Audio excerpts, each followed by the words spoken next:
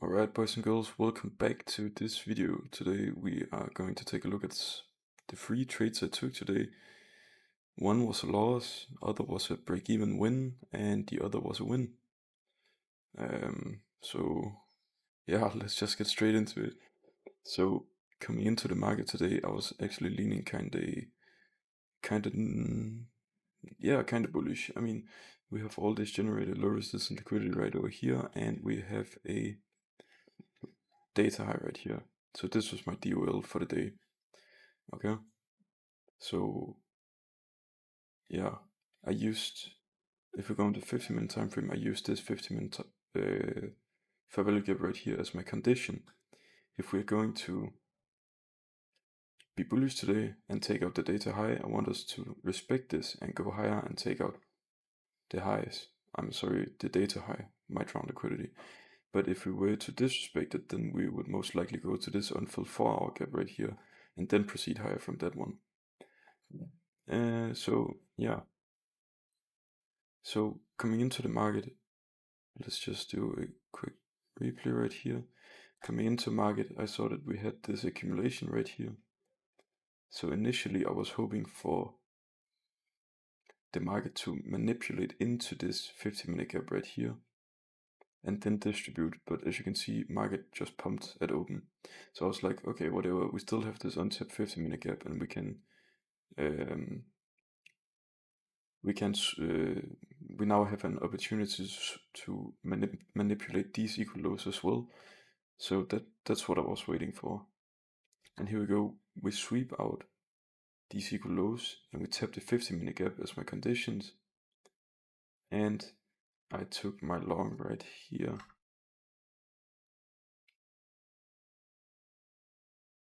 And I got chopped out. I think the main reason for the bad price action we had today is ES and NQ being so uncorrelated. So while I was in this trade right here, I got a little bit worried. Maybe I should have gone to break even, but I don't know. I'll see if I'll get a pattern recognition or whatever the fuck it's called someday. But yeah, I just held this trade, and my break even was up here. Anyways, this was a loss. Then I just waited. We then created this 5-minute gap right here, and I was like, sure, this will just be my manipulation. We also had an SMT right here. And I took my long right here, put my stop below the body because it's a 5-minute. And target the data high. And went break even like right here. Let's see how this plays out.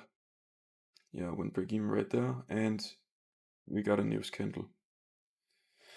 So that's an unfortunate break even right there.